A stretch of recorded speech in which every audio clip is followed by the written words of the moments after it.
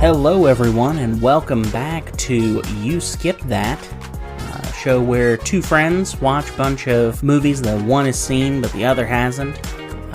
I'm Alex Grace. Forgot the intro, didn't you? I did. What am I supposed to do here? I'm supposed to, introduce Say myself. my name, yeah. And I'm Dan Clark. See, that could have been edited, but now, here we are, again. Right? We just keep doing this to each other. We do. It's a vicious cycle. It is. Well. At least the people at home are hopefully entertained. I hope so, because otherwise, this is awkward. It could be. Could be. All right, so this week was my week to pick the movie. It was. And I picked just an odd fantasy movie from the 80s. Yeah, full of baffling choices. About as 80s as they come. From the music to the special effects. From the very opening. Yeah. But to preface this before we introduce the movie, I was weirdly, if I remember correctly, introduced to this almost exactly the same time I was The Princess Bride. Okay. At age 7 or 8. Mm-hmm. And I honestly thought both of these movies were kind of the same level of quality. Now, as an adult, clearly I see that's not the case. Right. But I still have a soft spot for this movie because of that. It's, we should at least introduce the movie. Absolutely, yeah. I just wanted to... Before we really sink into forward that. The movie is the 1985 fantasy adventure romance. A little bit of comedy. Yeah. I mean, just fantasy all over the place. Ladyhawke.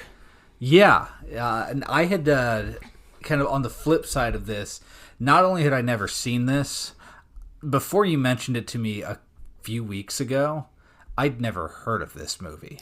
That's a normal reaction. A lot of people haven't. Yeah. I liked it.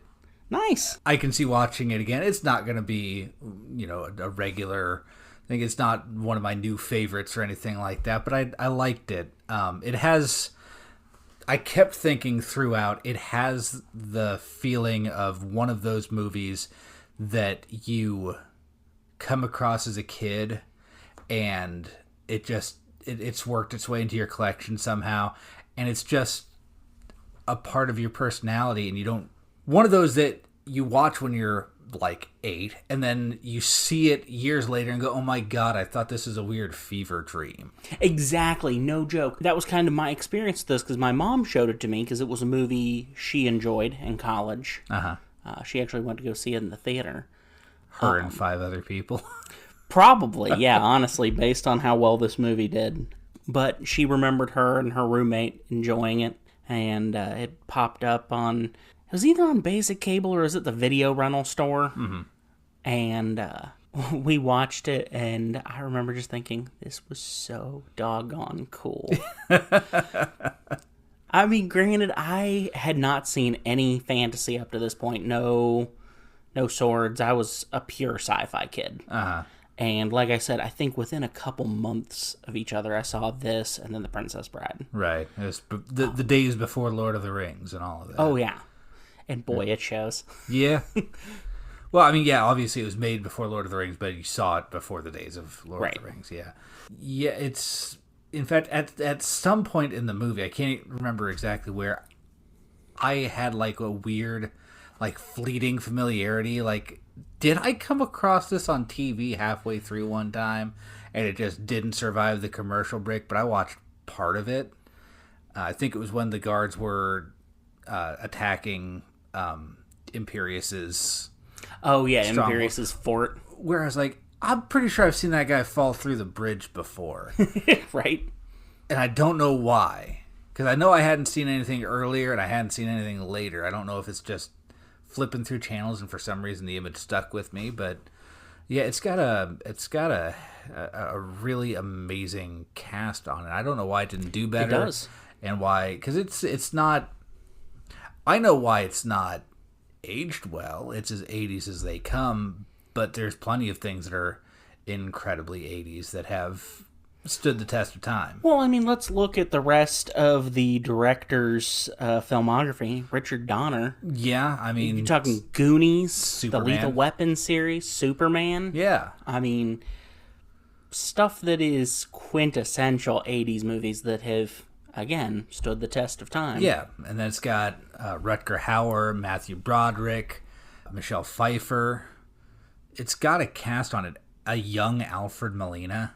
Yes. This is definitely during Alfred Molina's dies in a horrifying way phase. I'm going to show up for a couple scenes and then die. Yes. His death was, like, I didn't see that coming, and as many horror movies as I've seen, I've never seen anyone die that way. Yeah, and for a movie that's largely averse to any sort of real violence or gore, like, you see people swing swords at each other, but nobody ever actually seems to get hit. It's 80s. It's that old school stage fighting. Yeah, people get stabbed but don't bleed. Yes. There's a little bit at the end. Yeah. The guy coughs up a little bit of blood, but that's it. And then you see poor Alfred Molina gets stuck in a bear trap. His head gets stuck in a bear trap. And it takes him a little while to die. Yes. Like, why is this just lingering here? Out of nowhere. Yeah. It's that stage in Alfred Molina's career where he showed up and, oh, hey, it's Alfred Molina. And then he showed up again. I'm like, and there he goes. There's his body. Yeah. Yeah. Good thing he went on to other stuff. I love Alfred Molina. I do too. I love Alfred Fantastic Molina. actor. But yeah, this is before he really caught traction. But yeah, like you said, this is very early Matthew Broderick. Trying to remember if this or War Games comes first. I was trying to think whether or not this came before Ferris Bueller's Day Off. I'm pretty sure it does. Also, interesting fact that John Wood, the bishop in this movie, also plays a major role in War Games, which is on the list. That's a movie we'll be watching later. Nice, yeah. This came out 2 years after War Games, 1 year before Ferris Bueller's Day Off. Nice. So I definitely want to address some things I love about this movie. Okay. Like you said, the cast. There are moments where it feels like they're kind of wasted, and then there are moments where I'm like, yeah, Rutger Hauer is just Rutger Hauering all over the place in this. The action, while again being very stagey, is fun to watch. Yeah. The fight scene at the like little restaurant in the vineyard is just a ton of fun, with Mouse running around up on the trellis and the guards trying to get him from below. Yeah. That's a lot of fun to watch. It's got some Aladdin energy. Exactly, yeah. It does have some Aladdin energy. And then the landscape scenes in this movie. I always forget that until I go back and watch it, but they're just these big sweeping landscape shots. It's like, man, they picked some beautiful places to film this goofy movie. I don't know where it was filmed, but it's beautiful. Largely in Italy, I think. Italy, okay. Yeah. I was watching the end credits, and it had casting in Italy and the UK. Okay. So I think it's a combination of those. I can see UK, but I mean, it's very kind of foggy and cloudy in a lot of areas, which is not what I usually think of when I think of Italy, but almost exclusively what I think of when I think of England. Yeah. Those are the big things I love. I have a very interesting feeling about something else that is the thing most people go to and go, that's absolutely what's wrong with this movie. And it's the soundtrack. It's so out of place. It's so insane and so bombastic. Well, it's also very synth heavy. Yes. Very, very 80s, which I think makes it work. That's you're the first person I've heard say that.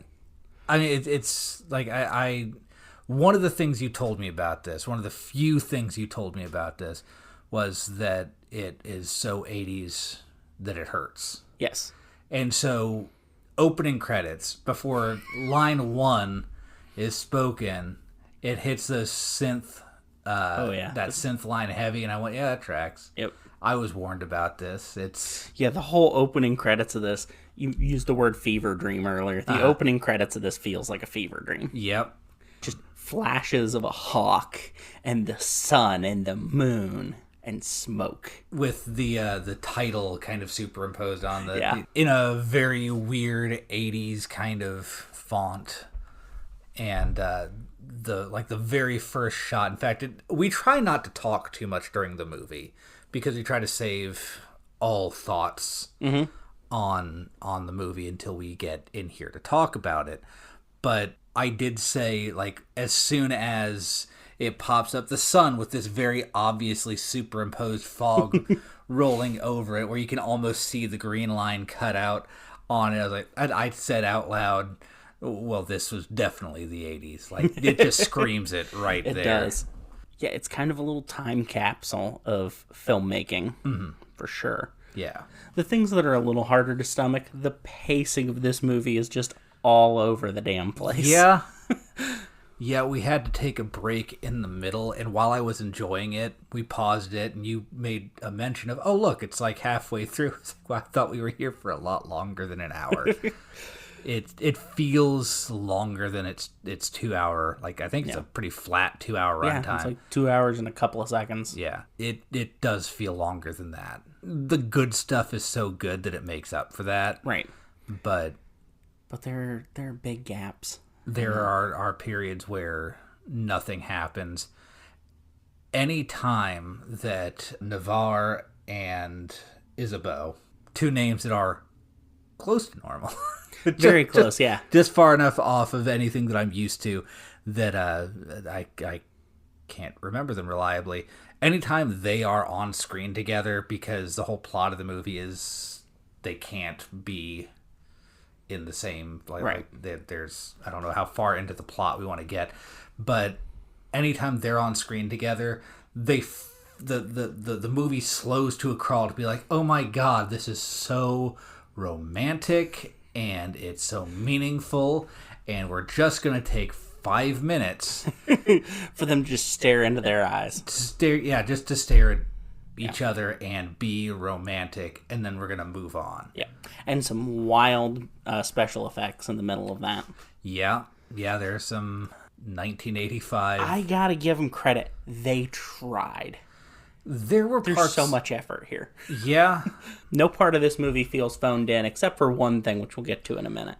Is it the falling thing? That's a little bit. Isabeau falling out of the tower. I'm like, okay, cool. So that's just cut it, print it. That's good enough. We'll just lots of fade effects. The contact lenses that Rutger Hauer had to wear. That is wild. It's wild, and they linger on him way too long. It's kind of terrifying. It's very unnerving. It works. But it works. Yeah. For the effect that they're going for. It was a very cool shot. Like, as cheesy as it was, like, I'm just sitting there like, whoa. It's a really cool shot for a second. Yes. But they linger way too long. But you could almost hear the director going, we spent a fortune on these contacts. They're getting their screen time. Yep. We got to get at least 5 seconds out of these. Oh, it was more than 5 seconds. It's fair, yeah. It was much more than 5 seconds. In the middle of one of those, oh my God, isn't it romantic? And they're seeing each other. Sweeping music. Yep. Back on the music, what it reminded me of more than anything was it felt like video game music. Me too. Original Nintendo video game music. Especially, there's the first shot right after Philippe escapes the prison, where the knights are coming after him.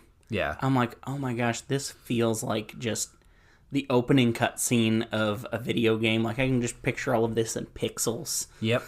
Going across the screen. One of my all-time favorite video games is Shining Force 2 for the Sega Genesis. Dating myself just a little bit there. It's a great game, and it really did have that feeling of, like, it starts off with a thief in a jail cell.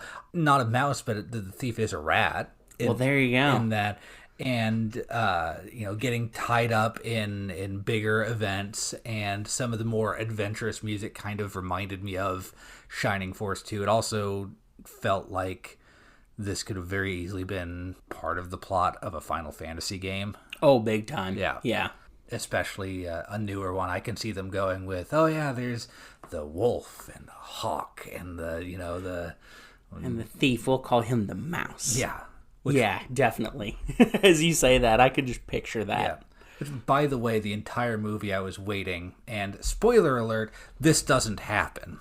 Right. When it's like, oh, cool, we have the wolf and the hawk, and there's this guy, and get this, his nickname is Mouse. Yeah. I was like, okay, when's that coming back? It never does. No. In fact, they go most of the movie without calling him Mouse. Right. He brings it up a couple times, and every time he does, it feels like going, my name is Pierre, but people call me Mouse. Wink. Wink. It's Philippe, actually. But oh, was it? What did I say? Pierre. Pierre, yeah. Although he does refer to himself as Pierre at one point in the movie, so that is fair. Yeah. I'm horrible with names. You're good. The people at home are going to have to get used to that. Yeah.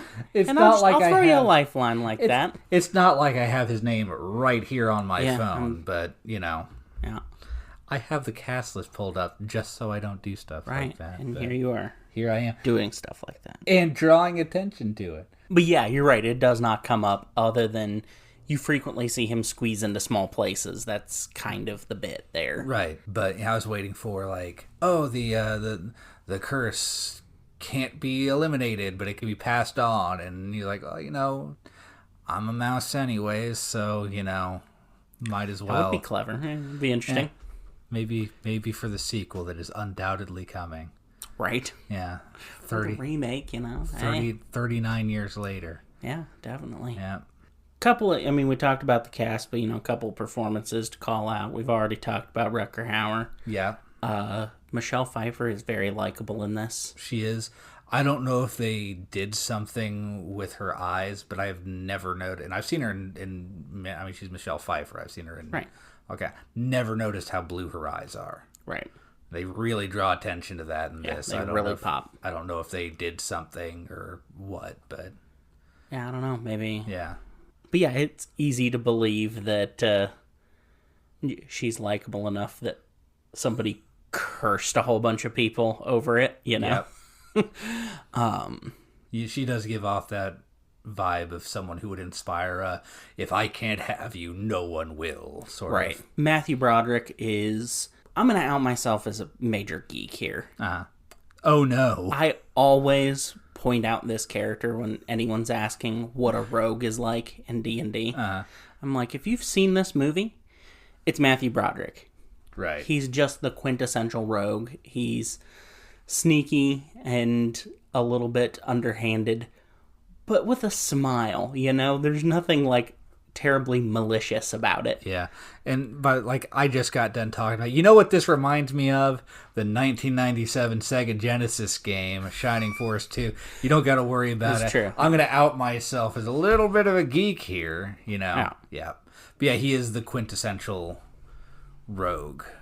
He even has a real common thing in D&D, especially for beginning players, is I'm going to come up with a gimmick for my character. And he has that, I'm going to pray for everything and then immediately go back on it. Yes. Which is, I loved that bit. That was a great bit. Especially there at the beginning where he's like, I promise if you get me out of this, I will change my ways. I'll be a better person. And then 2 minutes later, he's stealing someone's money. Yeah. And he goes, in my defense, you knew how weak-willed I am. That one always gets a good laugh out of me. And it lets you know what the character's about. Oh, exactly. Right away. There are some weird gaps in the movie, things where it's there should have been a scene in between this. Imperius is following them back to... Aquila. And he's doing it where Navarre is not aware of it. Yeah. And then it just cuts to a scene where they're talking, and he's like, in my defense, I'm trying to convince you that this is a good idea. I'm like, there was supposed to be a scene there where they caught him. Right. And they just either cut it or didn't film it or whatever. Could be the age-old Die Hard where they're sitting there watching the movie and go, oh no, we forgot this. Right. But talking about Imperius, great character. Loved him. Leo McKern, who Dan and I were both just talking about how for the life of us we cannot place him. He has a voice. A voice and a way about him where I'm like, I've seen or heard this guy. I've been through his whole filmography twice sitting here, and I cannot find a thing I've actually seen besides this movie. Right. But yes, just brings another little dose of comedy and also the occasional dose of heaviness to the movie. He's a classic 80s adventure, like late addition to the party. The guy that we come across along the way. And, going back to the classic 80s, 90s, Final Fantasy, early Final Fantasy, Shining Force, whatever RPG you got into back in the day. He's a monk, right? And the guy that you visit a monastery at some point and have to talk to him, and he gives you something, and then a big fight breaks out, and he goes, well, I guess I'm with you now. And Imperius has joined the party, play the fanfare, and now you got a guy. Also just dumps most of the exposition. And one of those things that on the second or third playthrough you just mash the button to get yes through. It's like yeah we know. I get it, there's a curse and you're curse, bishop's a jerk, blah blah blah. That's another I feel like it's a good performance. I don't know that an actor or a film critic would say it's a good performance, but okay. I enjoy the bishop. He's a great villain. He's barely in the movie, but when he's there, he has a look that makes you want to punch him. Exactly. You do not feel bad that this guy gets what's coming to him. Right. It's also not that unbelievable that this guy would curse people. Right. Well, there were a few points in the movie. There's a curse that runs throughout, and Rutger Hauer's on his way to just avenge it. Just like, this curse sucks, and the guy that did it has to die. He says that very early on. That's right. And Imperius, this monk, says, I know of a way that will fix it, that will cure the curse, but you have to wait a day. You have to wait one more day. Yep. Something's going to happen the day after you're planning on doing this. If you just wait a day, it'll be fine. You'll be fine. And I kept thinking, why is he so dead set on not wasting one more day? He's had all this time, and then they showed the bishop. I went, oh yeah, that's it. I see it. I see why you'd want to do it as soon as possible. The streak of days that I haven't punched this guy in the face is long enough already. I don't need it to go an extra day. So, yeah, it is kind of weird that he's like, I'm not waiting. Right. One more day. You tell me I can be with the love of my life that I haven't seen. I can do that if I wait one more day. No, not worth it. And you go, come on, man, one more day. It's not even like it's a time sensitive revenge plot. Right. And then you see the guy and you're like, yeah, there he is. That guy is punchable. Old punch in the face guy. You gotta figure that he got to be the level of jerk he is because he probably got punched in the face too many times as a kid. Possibly, yeah. Yeah, he just has that vibe. He does have that vibe. Yep. Which brings me to, earlier I said, someplace that they kind of phoned it in that bugged me. You get to the end of the movie, the big climax, the thing that has to happen in this movie. Mm-hmm. The curse being broken. Yes. And it is literally marked by Imperius slapping Matthew Broderick on the back and going, that's it. Curse is broken. No wild 80s special effect. No craziness. Just, yep, we did it. Yep. There's not even like a musical cue. A musical cue. Yeah. You gotta wonder, how does he know? Right? I mean, it clearly is by the end of the movie. But there's no doubt where he's like, man, I hope that worked, because otherwise that guy is really dangerous and he's going to want to hurt me. Yes. A lot. And for a long time. Yeah, because with all the crazy special effects in this, I was expecting some big thing to happen there. It didn't even have to be good. Right. No. I kind of half expected, because, the whole thing is the bishop made, a deal with the devil to cast this curse. I kept waiting for, ghost, black hands to come up out of the ground and pull him into the ground or something. Or something like Raiders of the Lost Ark. Yeah, face melting or something. Yeah, or even just the ghosts that come out and around. I mean, I think this was I can't remember what year. I think Raiders was early 80s, wasn't it? I think so. Yeah.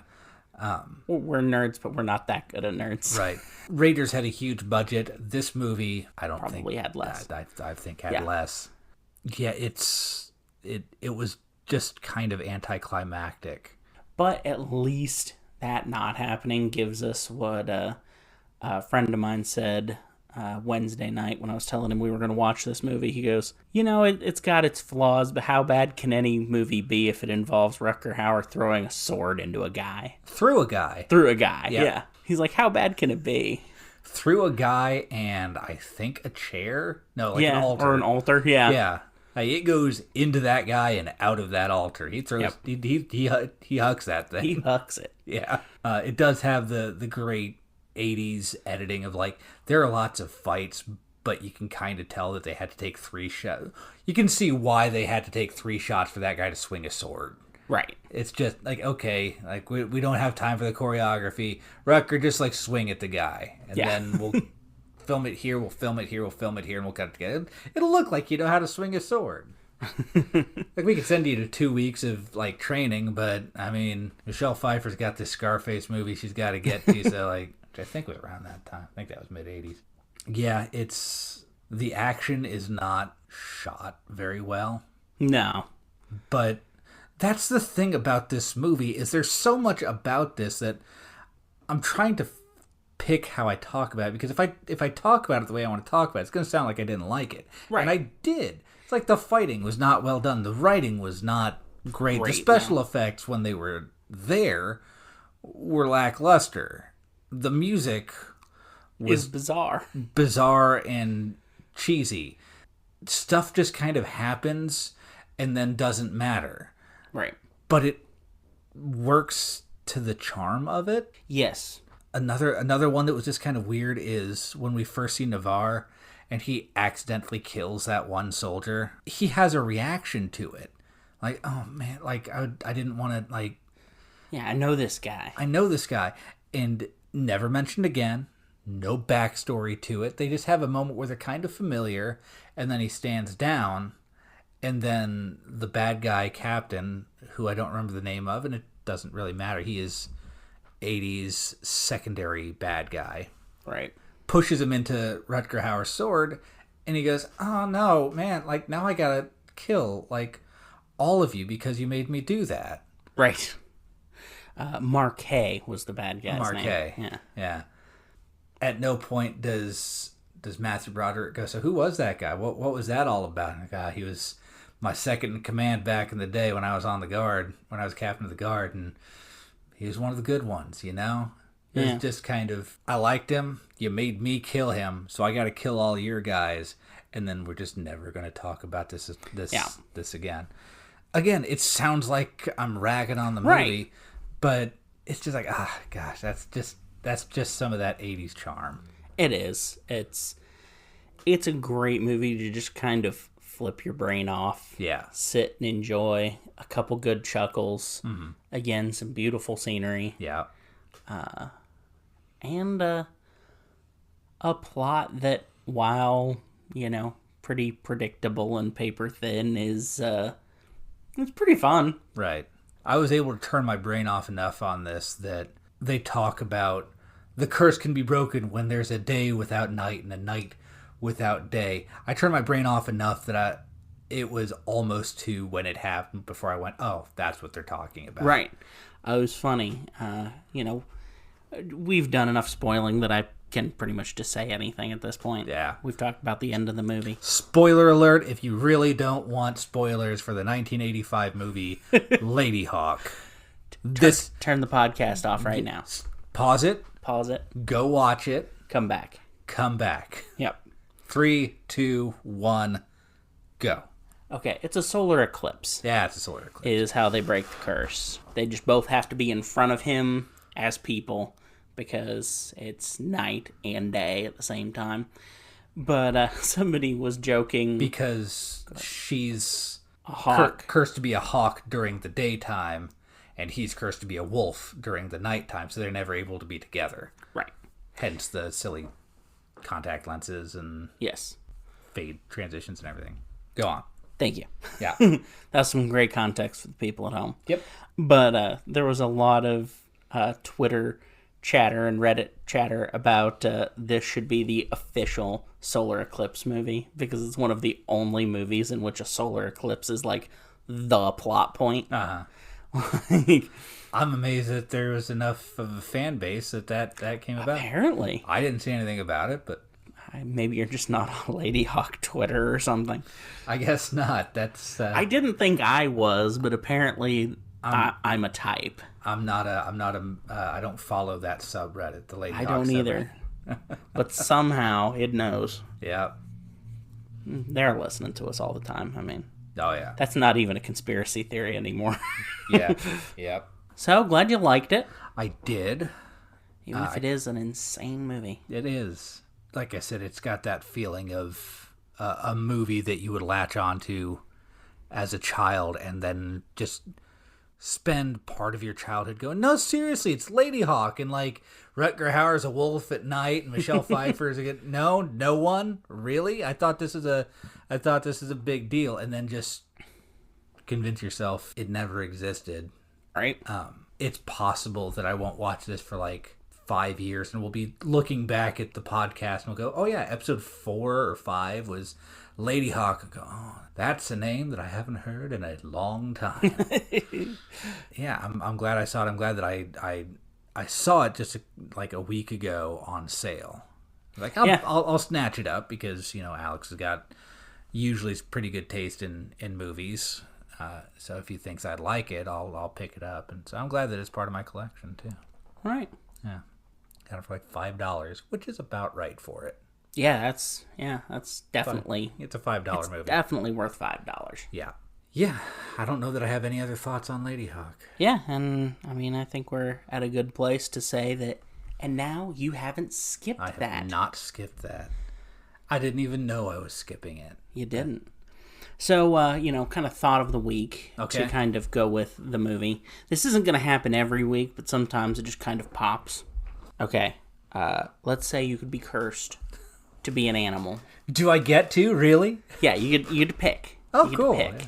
That would be very courteous. That would be very courteous, yes. The witch or warlock who is cursing you is like, hey, I'm going to do you a solid. You done something bad, and I'm going to curse you, but you seem like a nice guy. Yeah, you help that old lady cross the street. You chew with your mouth closed, hey, I'll do you a solid. Okay. You can pick any animal you want to be. Okay. Either at day or at night. Your choice. Depends on whether it's nocturnal or not. Right. What are you picking? Oh, I think I would pick like a house cat. I don't know why that tracks for you, but yeah, it does. I'm kind of cat-like. Yeah. Which feeds into the theory that I've told you about before, that people who are cat-like like dogs more, and people who are dog-like like cats more. Like I'm a cat-like person. Love dogs, but I'm cat-like. But and I would choose to do it during the day so I don't have to go to work anymore. Oh my gosh, that's genius. Sleep in a sunspot. Yeah. Yep. I like it. That's a good choice. What about you? I have practical answers, and I have wildly impractical would get me killed answers. Okay. So my practical answer is I'd love to be like a dog. I went kind of same domestic animal. Make me a golden retriever or a husky or something. Right. And I don't care, day or night. Like, it'd kind of be fun to be a dog at night and just, roam the yard. Yeah. Play with my weird ropey thing that, your dog has. Yep. Both of those would be fun. My dream scenario, but again, this would get me killed, especially living in a place that likes hunting like we do. Yeah. I want to be a polar bear. Polar bear? Yeah. Yeah.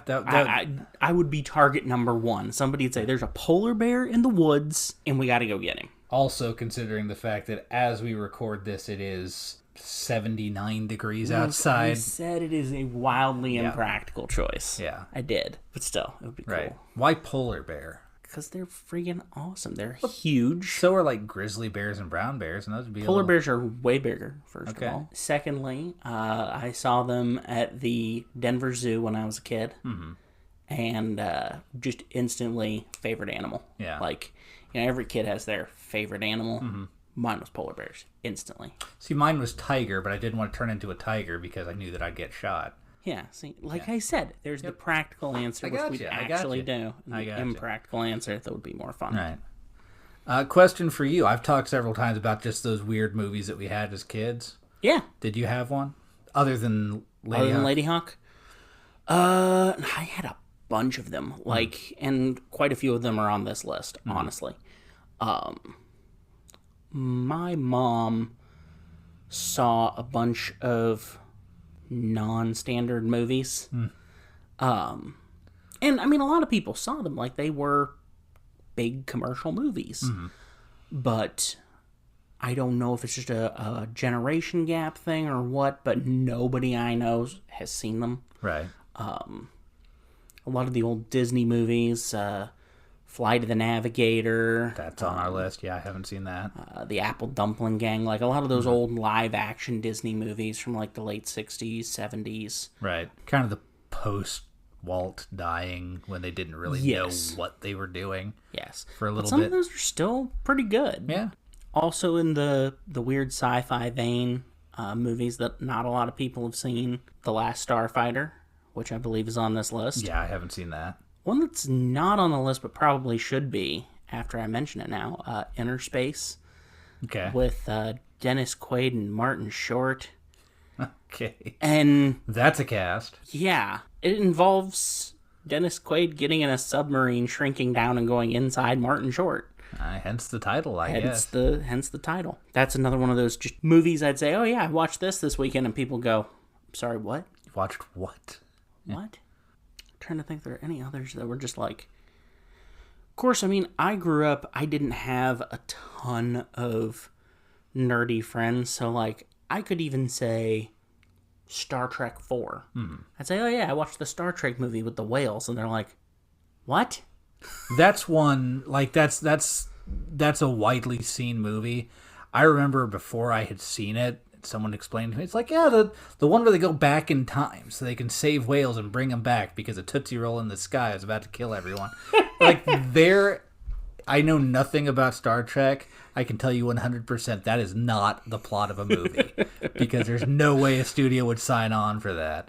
And lo and behold, there it is. And, I watched that one again this week, actually. Yeah. And honestly, I think it's the one that gets the characters best. It's a good movie. Yeah. It just sounds like a bad movie. Oh, it sounds so bad. My kind of fever dream movie, and we've talked about this, and it's on Disney Plus, and I have been meaning to rewatch it. Tall Tale. Yes, it's on the list. Is it on the list? Yeah, it's one of my movies on the list. Oh, okay. One of those that, like, I haven't seen it so long that I might as well have not seen it. But right. I remember I got that for Christmas one year on VHS, the old clamshell Disney VHS, and it just sat on my shelf for months before I went home one day from school. I'm like, well, I could do homework or I could watch this movie. Right. And I watched that movie, and then I believe I watched it again because I liked it enough that I didn't want to do my homework still. Imagine that. Yeah, that is a wild one. Yeah. I'm looking forward to doing that one. Yeah. That's a little ways down the line, but yeah. So, there we go. But yeah, there's some fun thoughts to leave you all with. Yeah. So, real quick, let's go over where you can find us when we're not here talking into your ears. On the socials. You can find us on Instagram, TikTok, and Threads as @YouSkippedThat. All one word, no caps, no funny business, just You Skipped That. And on Facebook, just search the words You Skipped That, and you'll find us. Yeah. We'll be back next week with another movie, and we'll see you then. Absolutely. Had to slip one in there. Almost made it all the way through. I made it so far. All the way through. All right, we'll see you guys next week.